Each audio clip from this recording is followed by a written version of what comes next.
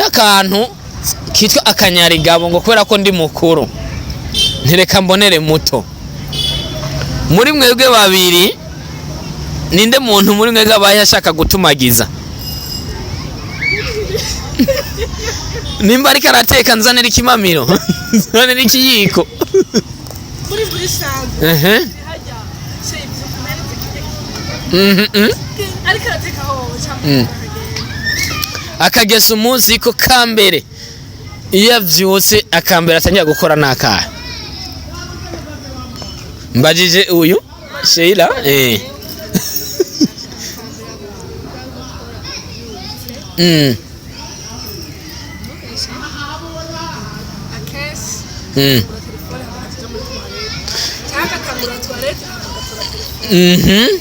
wehoho tubwire yaduhe, hari ikintu ushaka kumva muri vyose?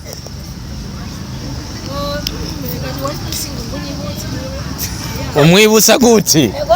Umva ashaka kwibuze kugira kwibagiza ibyo bashaka kuvuga.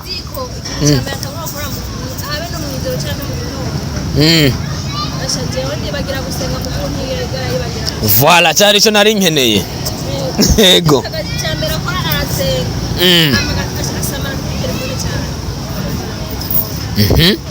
Urumva aje gusenga umwe nawe yibagira nawe gahunda yawe ni mu bwogero, uvuye mu bwogero ni kuri telefone.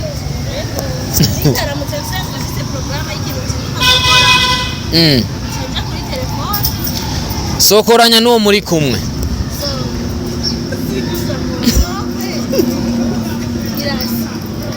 Girasoka tamobwa kutagishirako.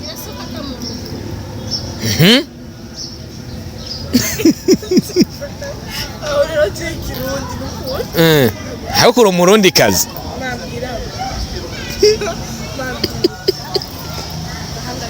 None ni mpaka bakubwire akaba bavuze ko ari kirofa mu ishuri.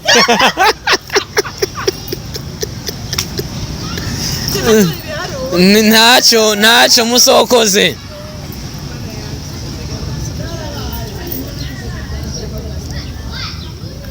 Reka simako mubwire.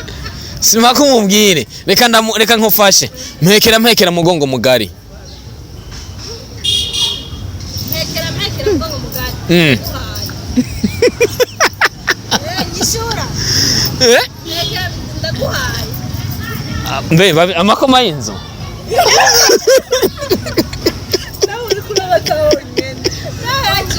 No, reka mbaze. Sokoje n'ukuri. Bigoye.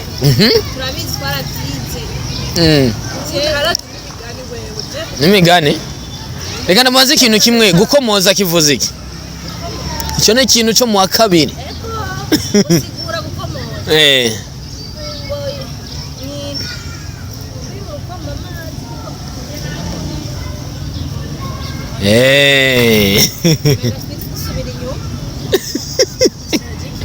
Aho onye gukomoza nimwiyambaze ambaza na mama kufashe. Gukomoza ni gutwara ibintu byose. No, aho ni kugutwara urukomba amazi.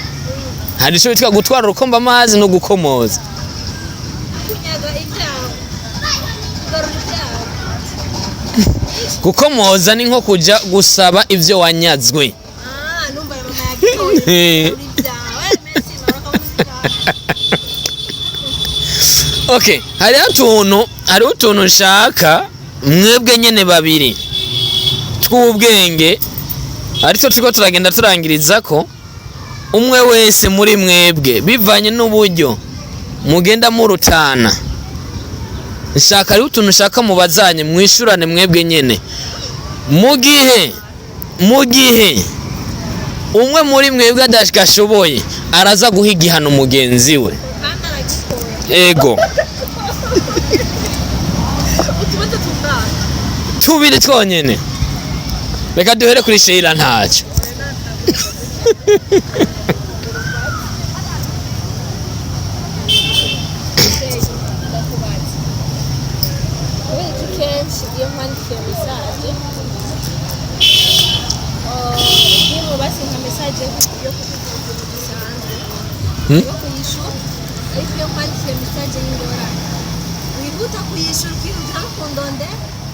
cyane iyo nkwandike message nimba ari nk'amafaranga yihutira kumwishyura ariko ibindi bintu message yanjye ugahera iminsi ibiri utarayishyura mu majambo make ni urumva yavuze kenshi kuki message y'ingorane unyaruka message y'ubuzima busanzwe witonda jewe icyo no shishura jewe mu buzima busanzwe n'umuntu agira umutima umuntu afite umutima wo gufasha mfasha fasha icyo fisi rero iyo mbonye kenshi si wowe wenyine jewe message basiga umuntu acabe akunda YouTube mu telefone yanjye akoresha amazi YouTube usubya muri WhatsApp ugasanga abantu banyandikiye erega nturabe jewe ikibazo ni cyuye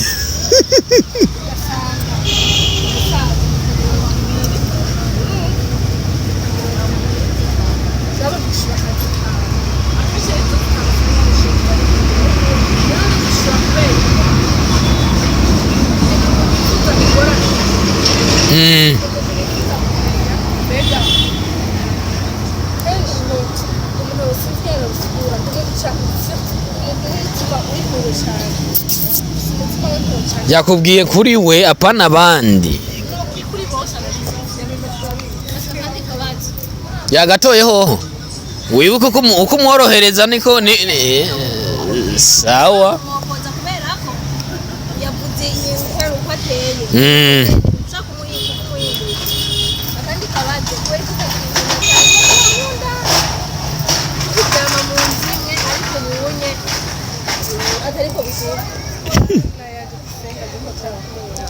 uretse ko gusa ubuzima butanya ubuzima bwo kuba umugore n'ubuzima bwo hajya aheje nawe wo twaba turi keza ahubwo iyo tumubaze kubera iki umwanya kera twagira yagira kwisigira icyo ni kibazo cyagira kwisigira jewe rero ndacamukunda kandi ndawukunda cyane babizi ubwabo umwanya sawa byose yabitoye okay ndakwinginze yakubabariye mubaze ikibazo ntumubaze no mu buzima busanzwe umubaze no mu buzima busanzwe umukoresha ntiyase kugukoresha kakwambarira inyambara abami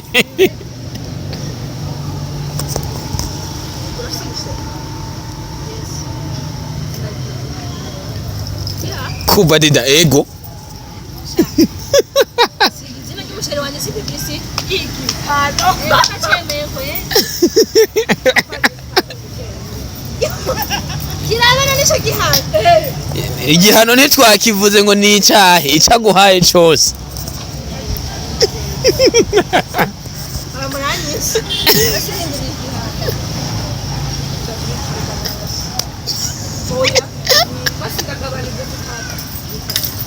fazi tatu niyegere hariya aho ndamubona neza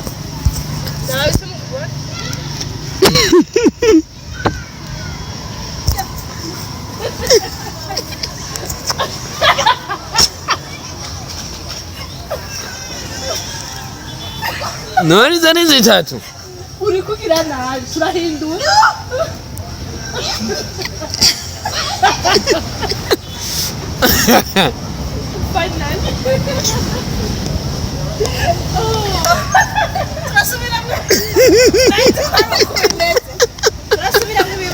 mwiteje icyo ni cya mbere bakunzi batanze se mu minsi abana ibintu bankoreye ndasubira mu yabari cya kabiri niwe wamwiteje okay cya kabiri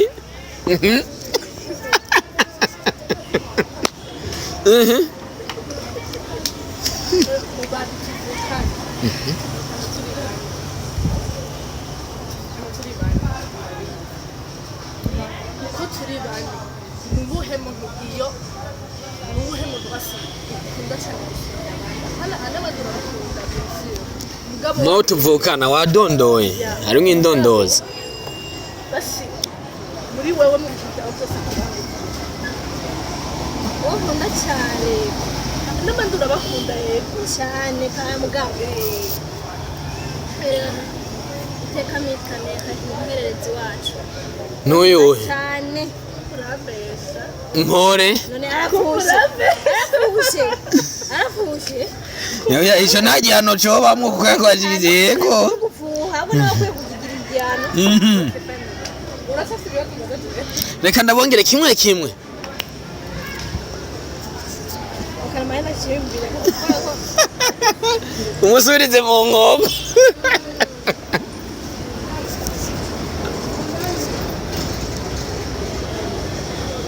ewana ariko ariyumvira None mfuje gukomeresha.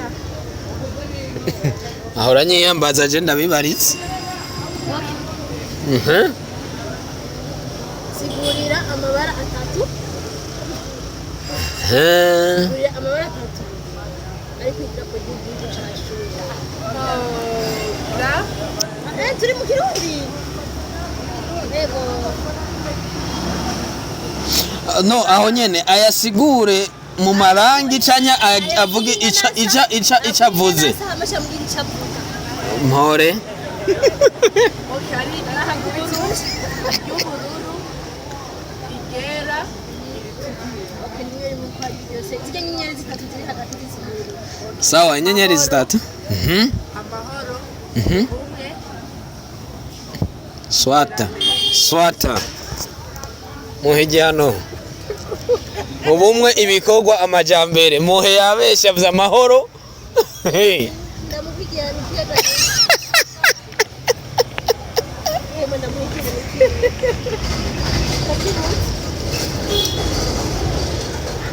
Gira abdomino. Zine zitanu ngaho.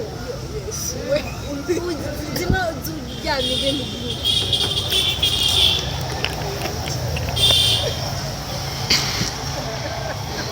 ariko urafatira amaguru Nanjye pompaje nta wamfatiye. ubona ko abapomate barafatirana Na abdomino nta ufatira. Turamaza Chris ari nga. Tubazi ko abafatira amaguru.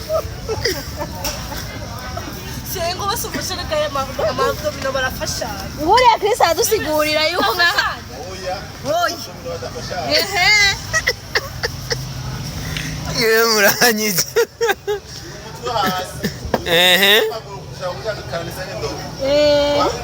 twagiye Zitanu. imwe Ko hariya ku mano imwe zibiri zitatu ni umusportif esha zine zitanu ejo baba baramunda asha bakongera nase kumuha pomaje nk'izamaye. we yaguhaye zitatu wowe umuhaye zitanu Nanjye byaraye kubishobora. ni urukundo umuhaye rero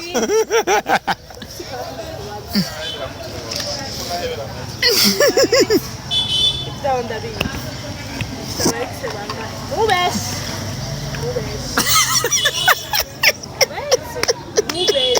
Wese mfise ni batatu. se urabeshe ndabavuga oya simaka mubavuge ahubwo nimba uzi yuko by'ukuri abeshe muha igihano Oya, simbeshe yoje. ngo ndakwibutsa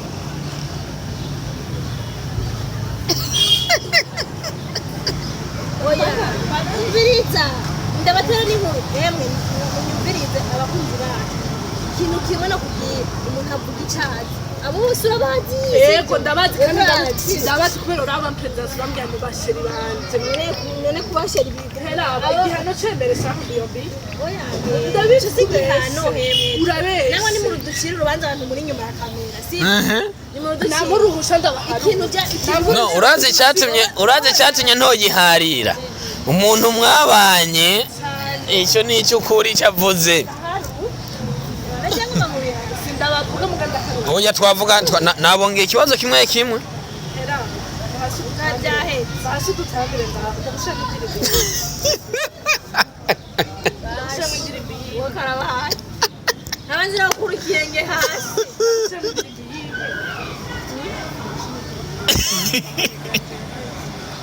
yiwe iki mame ganje ntihagire uwuntiza telefone mu z'indirimbo iyo kuvuza indirimbo gusa Yes. Ebana. Shereka nkuru.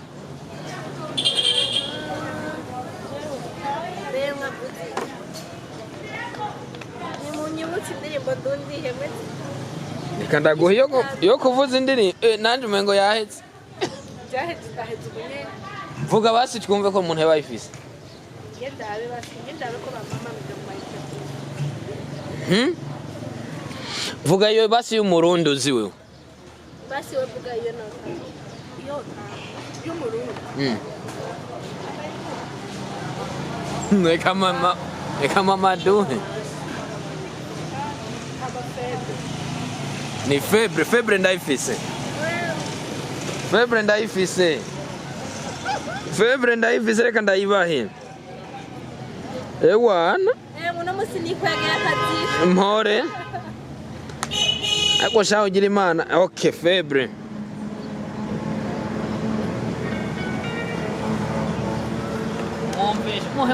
Mumpere. Tama kwicara. Uyu uhagaze.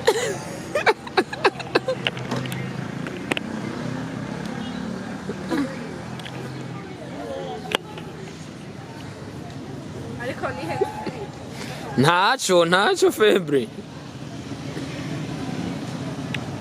Kabanza zikenyere zigome.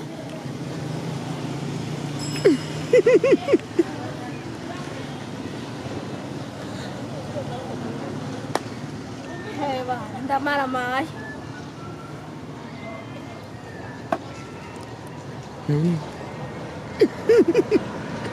Amareza aha. Atari byo kugira ukuya oya. Oya, none usanzwe umuzi nyana tamba.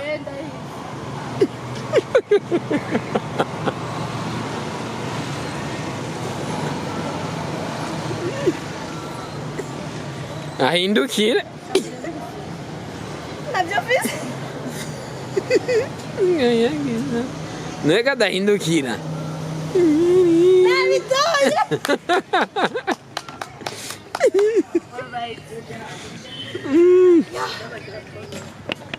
Okay.